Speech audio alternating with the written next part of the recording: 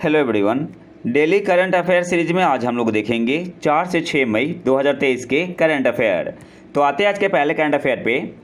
सरकार ने smart cities mission की समय सीमा को कब तक बढ़ाने का फैसला किया।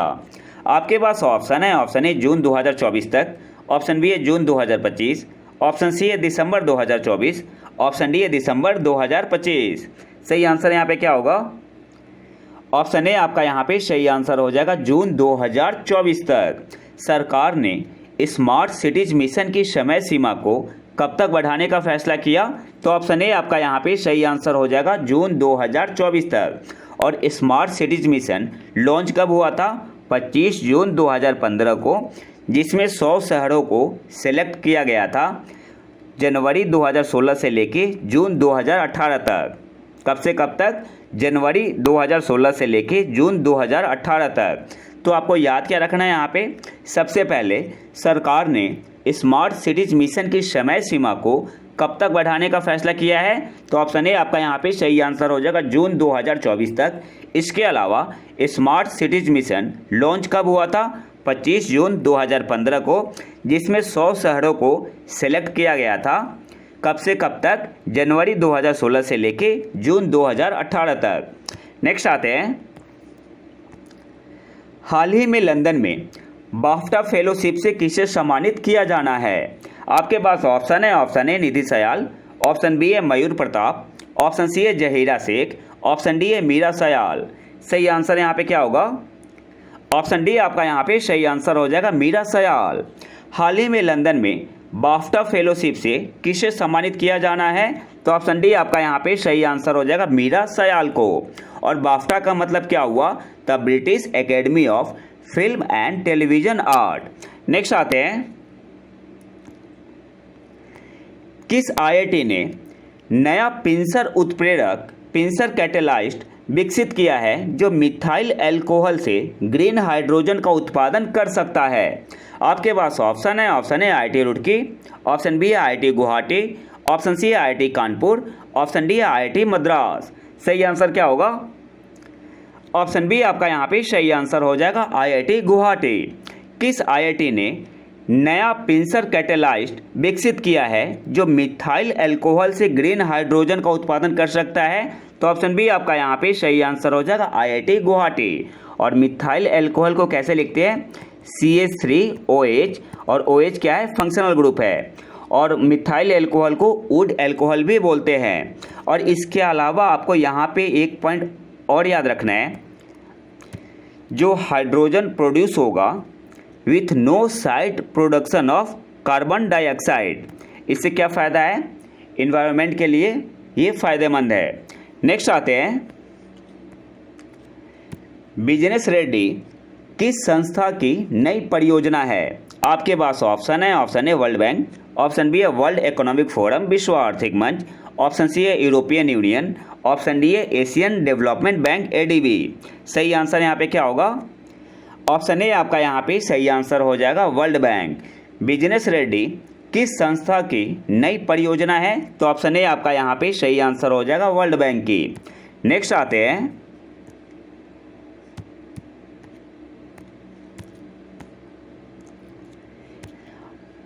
ICT दिवस 2023 में अंतर्राष्ट्रीय लड़कियों international girls in ICT day 2023 का विषय क्या है? आपके पास ऑप्शन है। Option A girls empowerment, option B है प्रोटेक्ट गर्ल्स, ऑप्शन सी है digital skills for life, option D है नन ऑफ दीज।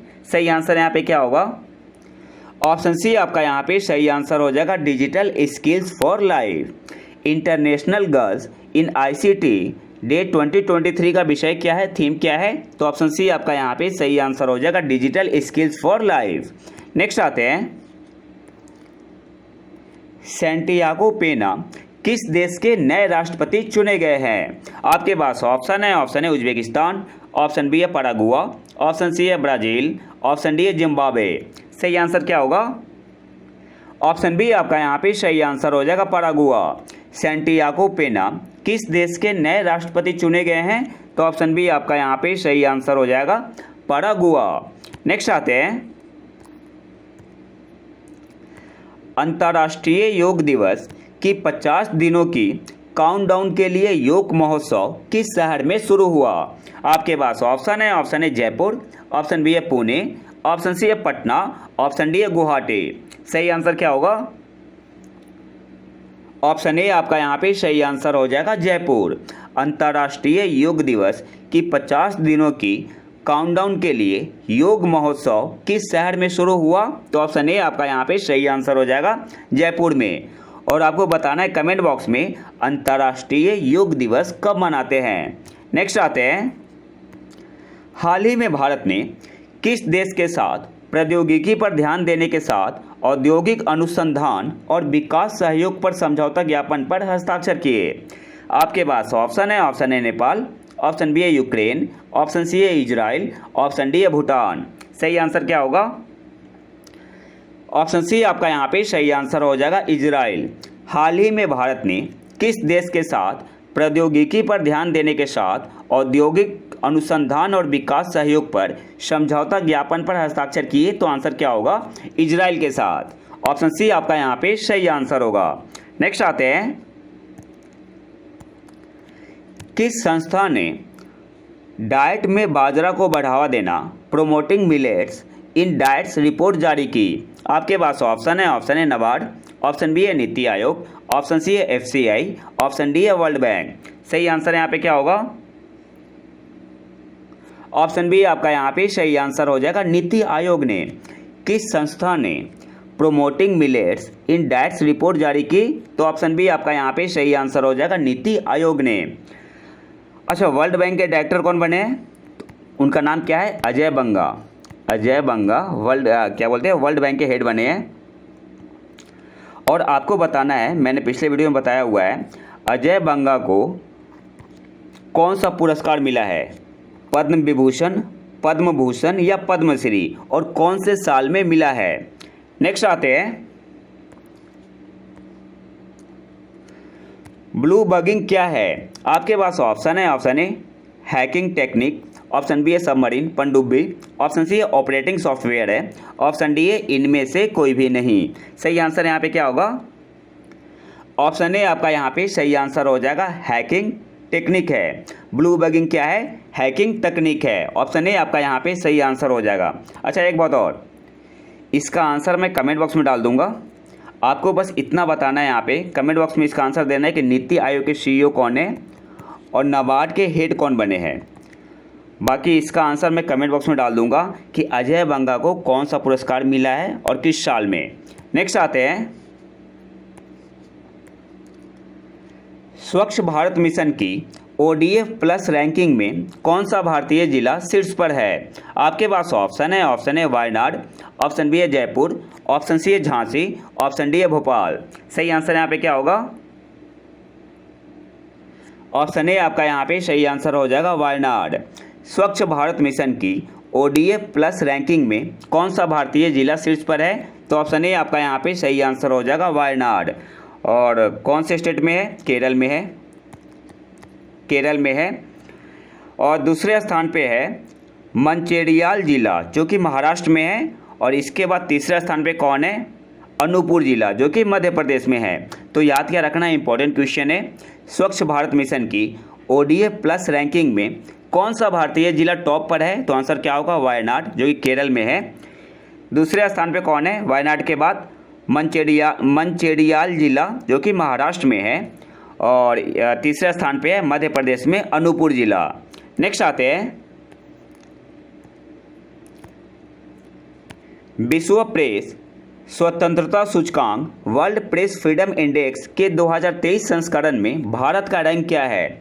आपके पास ऑप्शन है, ऑप्शन ए 152, ऑप्शन बी है 165, ऑप्शन सी है 145, ऑप्शन डी है 161। सही आंसर यहाँ पे क्या होगा? ऑप्शन डी आपका यहाँ पे सही आंसर हो जाएगा, 161, 161। वर्ल्ड प्रेस फ्रीडम इंडेक्स के 2023 संस्करण में भारत का रैंक क्या है? तो ऑप्शन डी आपका यहाँ पे सही आंसर हो जाएगा, 161। अब इसे थोड़ा डिटेल में देख लेते हैं। इससे पहले कितना रैंक था भारत का? तो 150 रैंक था। कितना डाउन हो गया है? 11 पोजीशन से डाउन होकर अब कितनी रैंक है 2023 में? 161 है। सोमालिया की रैंक कितनी है? 141 है। सोमालिया की रैंक है 141। पाकिस्तान की रैंक है 150। और अफगानिस्तान की रैंक कितनी है 152। अच्छा, इसे मेजर कैसे करते हैं, तो स्कोर दिया जाता है 0 से 100 के बीच में। और टॉप पे कौन है, टॉप पे है नॉर्वे। नॉर्वे का स्कोर है 95.18। नॉर्थ कोरिया सबसे नीचे होता है हमेशा 180 पोजीशन पे। नॉर्थ कोरिया का स्कोर कितना है 21.72। इंडिया का स्कोर कितना है 36.62। तो आपको 2 पॉइंट यहाँ से याद रखना है। एक तो जो टॉप पे है उसका स्कोर याद रखना है 95.18, लेकिन सबसे इम्पॉर्टेंट है याद रखना भारत का स्कोर कितना है 36.62। अच्छा, इसे रैंकिंग कैसे दी जाती है, हाँ, नॉर्थ कोरिया का 180 180 है, चाइना 179, वियतनाम 178, म्यांमार 173। और जो इसे हम लोग इसे कैसे कैटेगरी में डिवाइड किया गया है, तो अगर किसी देश को 85 से 100 पॉइंट के बीच में मिल रहा है तो इसका मतलब क्या हुआ, गुड, ग्रीन से इसे डिनोट करते हैं। 70 से 85 पॉइंट मिला हो 70 से 85 के बीच में तो सेटिस्फैक्ट्री है। और किस कलर से इसे कोड किया जाता है, येलो।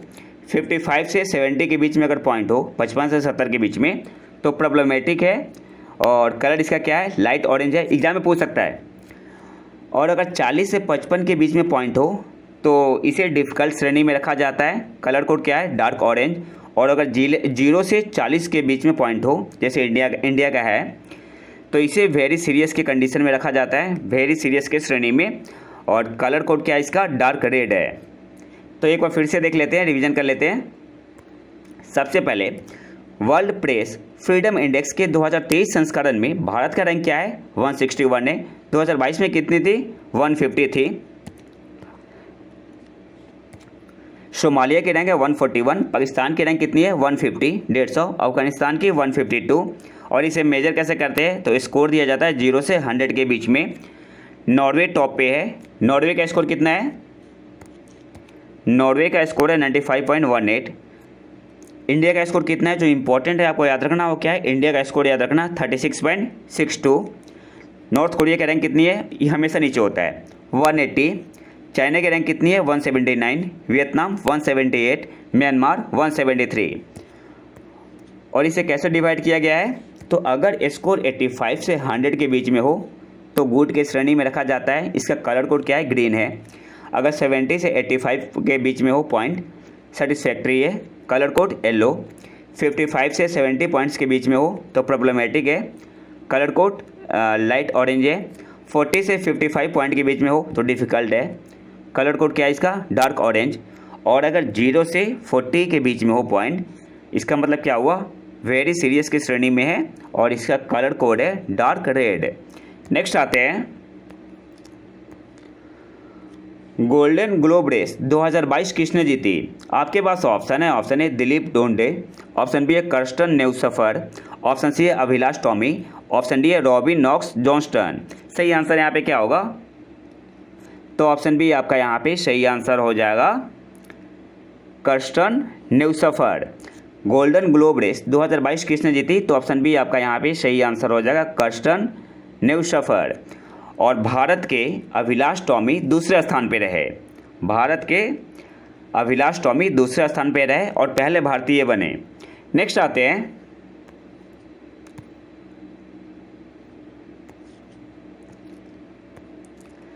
भारतीय रिजर्व बैंक आरबीआई ने वित्तीय वर्ष 2022-23 के लिए मुद्रा और वित्त पर एक रिपोर्ट जारी की है। इस रिपोर्ट का विषय क्या है, थीम क्या है।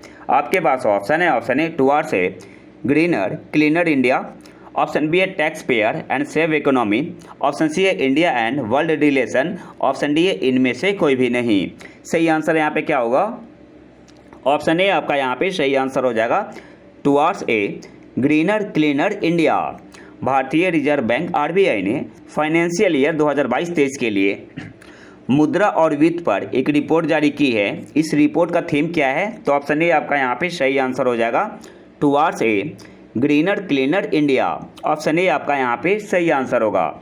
नेक्स्ट आते हैं, आरबीआई के आर्थिक और नीति अनुसंधान विभाग के अनुसार जलवायु परिवर्तन के अनुकूल भारत की लागत adapting to climate change to cost India किस वर्ष तक 85.6 लाख करोड़ होगी। आपके पास ऑप्शन है, ऑप्शन ए 2025 तक, ऑप्शन बी है 2030 तक, ऑप्शन सी है 2035 तक, ऑप्शन डी है 2040 तक। सही आंसर यहाँ पे क्या होगा? ऑप्शन बी आपका यहाँ पे सही आंसर हो जाएगा 2030 तक। आरबीआई के आर्थिक और नीति अनुसंधान विभाग के अनुसार जलवायु परिवर्तन के अनुकूल भारत की लागत किस वर्ष तक 85.6 लाख करोड़ रुपए होगी? तो ऑप्शन बी आपका यहाँ पे सही आंसर हो जाएगा 2030 तक। नेक्स्ट आते हैं, वाशिंगटन घोषणा एक द्विपक्षीय समझौता है जिस पर अमेरिका और किस देश के बीच हस्ताक्षर किए गए थे? आपके पास ऑप्शन है, option A Bharat, option B है इजराइल, ऑप्शन सी है दक्षिण कोरिया, ऑप्शन डी है ऑस्ट्रेलिया। सही आंसर क्या होगा? ऑप्शन सी आपका यहाँ पे सही आंसर हो जाएगा दक्षिण कोरिया, साउथ कोरिया। वाशिंगटन घोषणा एक द्विपक्षीय समझौता है जिस पर अमेरिका और किस देश के बीच हस्ताक्षर किए गए थे? तो ऑप्शन सी आपका यहाँ पे सही आंसर हो जाएगा दक्षिण कोरिया, साउथ कोरिया। इस समझौते के अनुसार जबकि दक्षिण कोरिया अपने स्वयं के परमाणु हथियारों का विकास नहीं करेगा, उत्तर कोरिया के साथ संभावित संघर्ष की स्थिति में अमेरिका परमाणु हथियारों के उपयोग में सहायता करेगा। तो जो वाशिंगटन घोषणा है यह क्या है? इस समझौते के अनुसार जो साउथ कोरिया है खुद से परमाणु हथियारों का विकास नहीं करेगा, इसके बदले अमेरिका परमाणु हथियारों के उपयोग में सहायता करेगा। किसे? साउथ कोरिया को। नेक्स्ट आते हैं, अमेरिका और किस देश ने प्रवासियों के लिए अन्य रास्ते खोलने के साथ साथ अवैध सीमा पार करने से रोकने के लिए 5 सूत्रीय योजना पर सहमति व्यक्त की है? आपके पास ऑप्शन है, option A Argentina, option B है मैक्सिको, ऑप्शन सी है युगांडा, ऑप्शन डी है ब्राज़ील। सही आंसर क्या होगा? ऑप्शन बी आपका यहाँ पे सही आंसर हो जाएगा मैक्सिको। अमेरिका और किस देश ने प्रवासियों के लिए अन्य रास्ते खोलने के साथ साथ अवैध सीमा पार करने से रोकने के लिए 5 सूत्रीय योजना पर सहमति व्यक्त की है? तो ऑप्शन बी आपका यहाँ पे सही आंसर हो जाएगा अमेरिका और मैक्सिको ने। नेक्स्ट आते हैं, कौन सा शहर क्वाड समिट 2023 का मेजबान है? आपके पास ऑप्शन है, option A Sydney, option B है न्यूयॉर्क, ऑप्शन सी है दुबई, ऑप्शन डी है नई दिल्ली। सही आंसर क्या होगा? ऑप्शन ए आपका यहाँ पे सही आंसर हो जाएगा सिडनी। कौन सा शहर क्वाड समिट 2023 का मेजबान है? तो ऑप्शन ए आपका यहाँ पे सही आंसर हो जाएगा सिडनी। अच्छा, क्वाड में कौन से देश हैं? तो आप यहाँ पिक्चर में देख सकते हैं, ऑस्ट्रेलिया, यूएसए, जापान और इंडिया।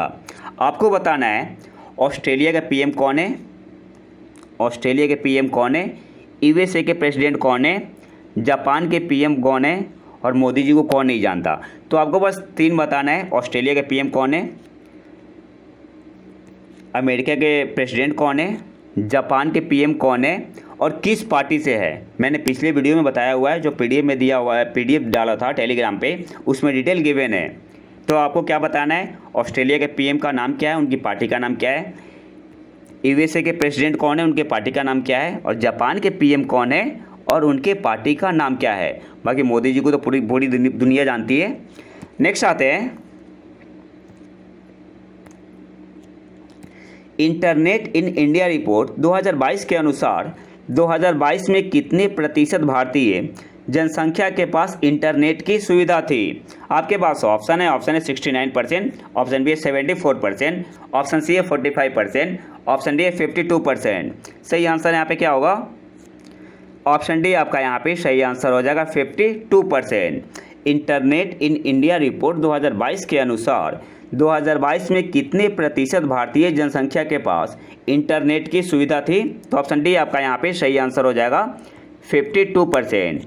इसके अलावा आपको क्या याद रखना है, ये जो रिपोर्ट आया हुआ है तो परसेंटेज में अगर देखें तो 52% और 759 million active internet user in India for 2022।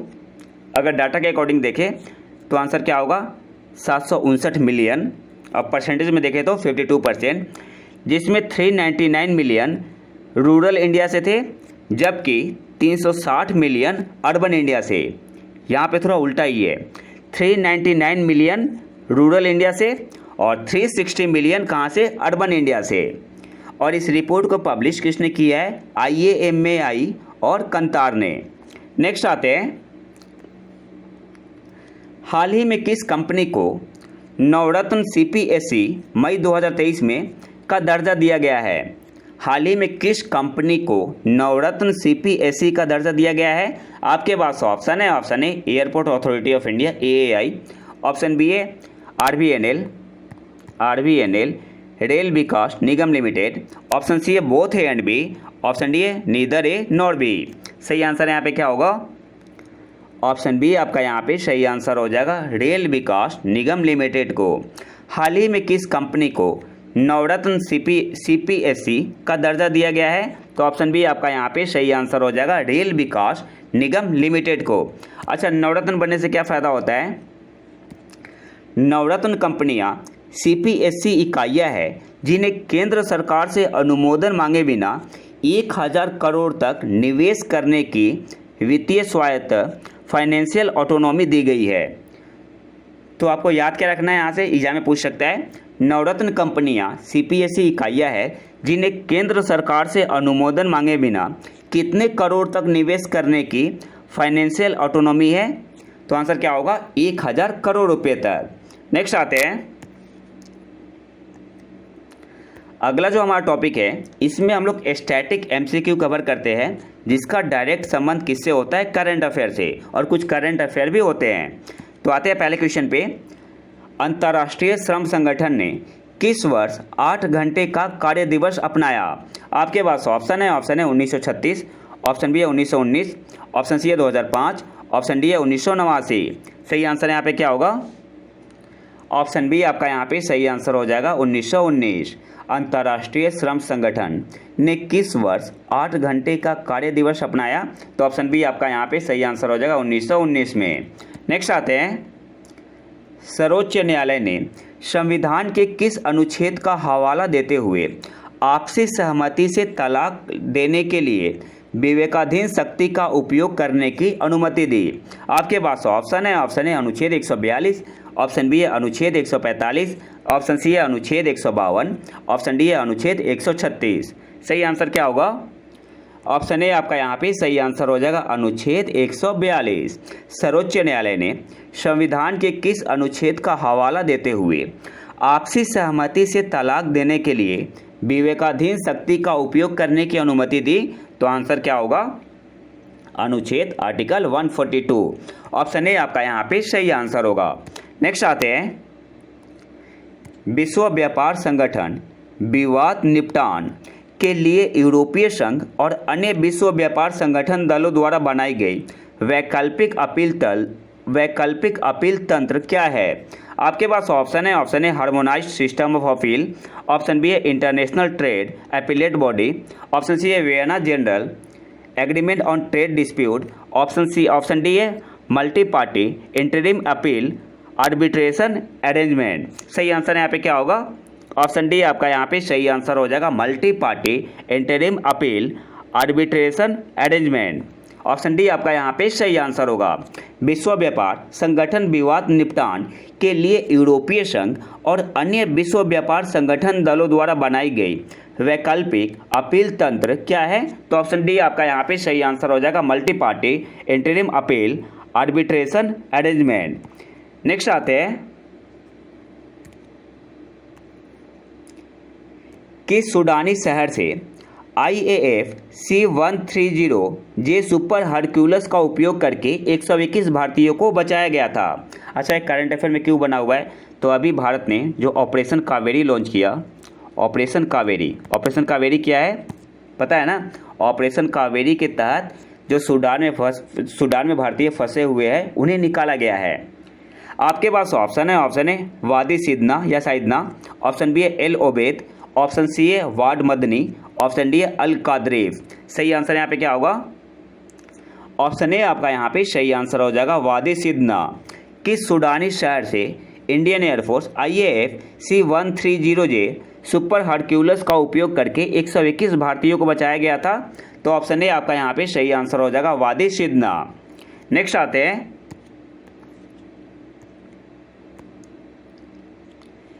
King Charles तृतीय के राज्याभिषेक समारोह में उपयोग किए जा रहे सिंहासन का उपयोग करने वाला पहला सम्राट कौन था? तो यहाँ पे मैं ऑप्शन नहीं पढ़ रहा, सीधे आंसर बता दूंगा। ऑप्शन सी आपका यहाँ पे सही आंसर हो जाएगा, Edward the confessor. King Charles तृतीय के राज्याभिषेक समारोह में उपयोग किए जा रहे सिंहासन का उपयोग करने वाला पहला सम्राट कौन था? तो ऑप्शन सी आपका यहाँ पे सही आंसर हो जाएगा, एडवर्ड द कन्फेसर। नेक्स्ट आते हैं, अफ्रीकी लेखन के लिए केन पुरस्कार के पहले विजेता कौन है? आपके पास ऑप्शन है चिनुआ अचेबे, ऑप्शन बी है लीला अबुलेला, ऑप्शन सी है तैयब सालेह, ऑप्शन डी है इनमें से कोई भी नहीं। तो ऑप्शन बी आपका यहाँ पे सही आंसर हो जाएगा, लीला अबुलेला। अफ्रीकी लेखन के लिए केन पुरस्कार के पहले विजेता कौन है? तो ऑप्शन बी आपका यहाँ पे सही आंसर हो जाएगा, लीला अबुलेला। अच्छा, न्यूज़ में क्यों है? तो हालांकि काफ़ी पहले मिल चुका है और ये सूडान की है, और सूडान में क्या हुआ है, वहाँ पे कुछ दिक्कत आ गई है जिसकी वजह से भारतीयों को भी वापस लाया गया था ऑपरेशन कावेरी के तहत, इसलिए मैंने इसे क्वेश्चन में ले लिया है। नेक्स्ट आते हैं,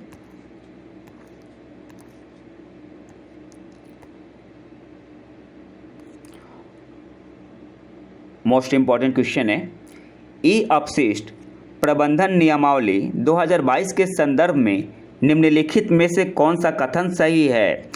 जो पहला स्टेटमेंट है आपका, ई कचरे के पुनर्चक्रण और प्रसंस्करण रिसाइकलिंग एंड प्रोसेसिंग में शामिल प्रत्येक मैन्युफैक्चरर एंड प्रोड्यूसर पर नियम लागू होते हैं। दूसरा जो स्टेटमेंट है, अपशिष्ट बैटरियों का पुनर्चक्रण ई कचरा प्रबंधन नियम 2022 के अंतर्गत आता है। और जो तीसरा स्टेटमेंट है, ई कचरा प्रबंधन नियम 2022 के तहत रेडियो सक्रिय कचरे को कवर नहीं किया गया है। तो जो पहला स्टेटमेंट है वो आपका बिल्कुल सही है, ई कचरे के पुनर्चक्रण और प्रसंस्करण रिसाइकलिंग एंड प्रोसेसिंग में शामिल प्रत्येक मैन्युफैक्चरर एंड प्रोड्यूसर पर नियम लागू होते हैं। तो पहला स्टेटमेंट आपका बिल्कुल सही है। दूसरा क्या स्टेटमेंट है, अपशिष्ट बैटरियों का पुनर्चक्रण ई कचरा प्रबंधन नियम 2022 के अंतर्गत आता है, ये गलत है, ये नहीं आता है। तीसरा क्या है, ई कचरा प्रबंधन नियम 2022 के तहत रेडियो एक्टिव कचरे को कवर नहीं किया गया है, तो ये बिल्कुल सही है। तो पहला और तीसरा जो स्टेटमेंट है आपका बिल्कुल सही है। तो सही आंसर यहाँ पे क्या होगा, 1 और 3 ओनली। कौन से ऑप्शन में है? ऑप्शन बी में है, तो ऑप्शन बी आपका यहाँ पे सही आंसर हो जाएगा, 1 और 3 ओनली। बाकी डिटेल यहाँ पे दिया हुआ है, आप इसका स्क्रीनशॉट ले सकते हैं। वैसे मैंने इसका पीडीएफ डाल दिया है टेलीग्राम चैनल पे, आप वहाँ से ले सकते हैं। टेलीग्राम चैनल का नाम है प्रतीक IQ, और इसका लिंक भी मैं कमेंट बॉक्स में डाल दूंगा। नेक्स्ट आते हैं,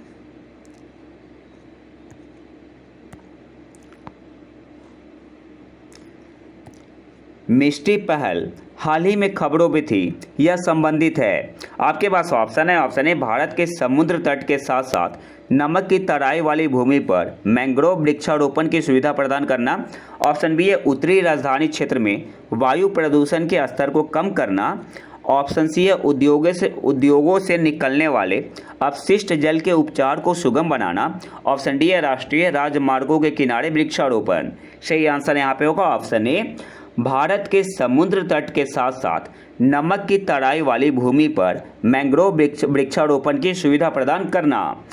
मिष्टी इनिशिएटिव क्या है, इसका संबंध किससे है? भारत के समुद्र तट के साथ साथ नमक की तराई वाली भूमि पर मैंग्रोव वृक्षारोपण की सुविधा प्रदान करना।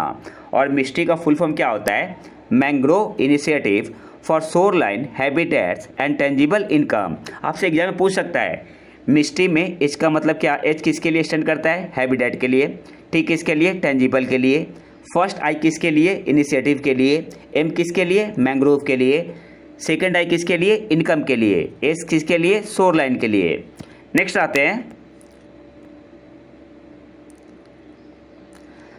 भारत के राष्ट्रीय क्वांटम मिशन के बारे में निम्नलिखित कथनों पर विचार करें। पहला स्टेटमेंट क्या है?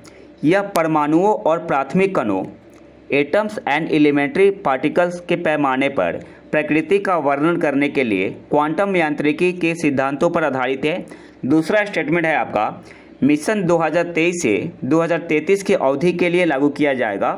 तीसरा है मिशन उपग्रह आधारित सुरक्षित संचार के विकास पर जोर देगा। तो जो पहला स्टेटमेंट है वो बिल्कुल सही है। यह परमाणुओं और प्राथमिक कणों एटम्स एंड एलिमेंट्री पार्टिकल्स के पैमाने पर प्रकृति का वर्णन करने के लिए क्वांटम यांत्रिकी क्वांटम मैकेनिक्स के सिद्धांतों पर आधारित है।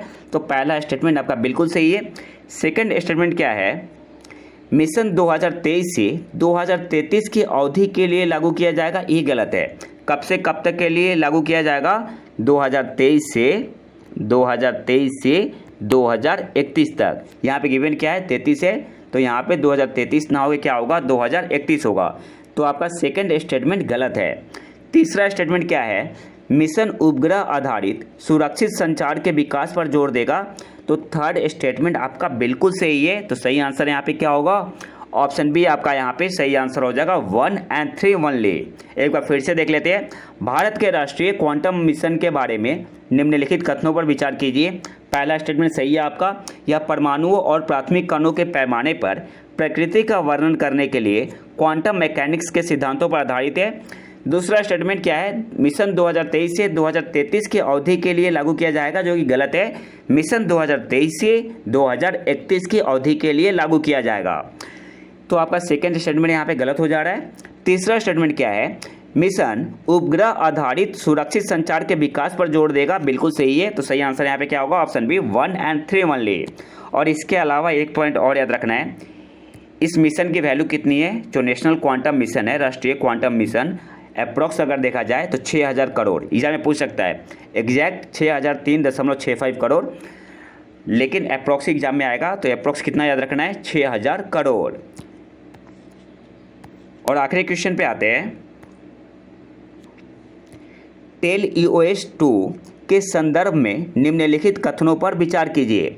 अभी हाल ही में इसरो ने, या बोल सकते हैं new space India limited NSIL ने सैटेलाइट छोड़ा था किस रॉकेट से, PSLV C55 से, PSLV C55 से।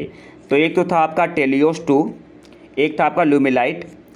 तो आपको बताना है टेलियोस के संदर्भ में, यहाँ पे टेलियोस 2 के संदर्भ में पहला स्टेटमेंट क्या है, यह new space India limited ISRO के अंतर्गत ही आती है, के माध्यम से एक समर्पित वाणिज्यिक मिशन है। दूसरा स्टेटमेंट क्या है, इसका उद्देश्य सिंगापुर की ई नेविगेशन समुद्री सुरक्षा को बढ़ाना और वैश्विक शिपिंग समुदाय को लाभ पहुंचाना है। और तीसरा स्टेटमेंट क्या है, इसका उपयोग सिंगापुर सरकार के भीतर विभिन्न एजेंसियों की उपग्रह इमेजरी आवश्यकताओं का समर्थन करने के लिए किया जाएगा। तो पहला स्टेटमेंट आपका बिल्कुल सही है, यह न्यू स्पेस इंडिया लिमिटेड के माध्यम से एक समर्पित डेडिकेटेड कमर्शियल मिशन है, तो बिल्कुल सही है। सेकंड स्टेटमेंट क्या है आपका,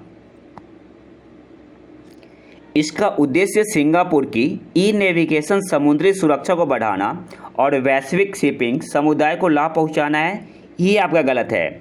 गलत क्यों है, तो एक ये कौन से सैटेलाइट का मिशन है, तो एक तो टेलियोस 2 लॉन्च हुआ था और एक लॉन्च हुआ था आपका ल्यूमिलाइट 4। तो यहाँ पे टेलियोस 2 के लिए नहीं है, किसके लिए है, ल्यूमिलाइट 4 के लिए है। तो आपका सेकंड स्टेटमेंट गलत हो जाएगा। तीसरा क्या है, इसका उपयोग सिंगापुर सरकार के भीतर विभिन्न एजेंसियों की उपग्रह इमेजरी आवश्यकताओं का समर्थन करने के लिए किया जाएगा। तो तीसरा स्टेटमेंट आपका बिल्कुल सही है।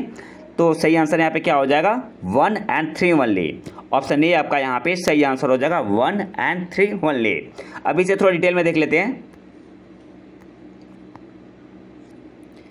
जो टेलियोस 2 है, इसे डेवलप किसने किया है, अंडर ए पार्टनरशिप बिटवीन DSTA, जो कि क्या है, representing the government of Singapore and ST engineering. एक पॉइंट आपको याद रखना है, टेलियोस 2 को डेवलप किसने किया है, तो यह सैटेलाइट है, इस develop under A partnership between DSTA and ST engineering. और एक किस टाइप का सैटेलाइट है, तो एक सिंथेटिक अपर्चर सैटेलाइट है, सिंथेटिक अपर्चर रडार पेलोड है, सैटेलाइट है। तो SCR भी बोल सकते हैं इसे।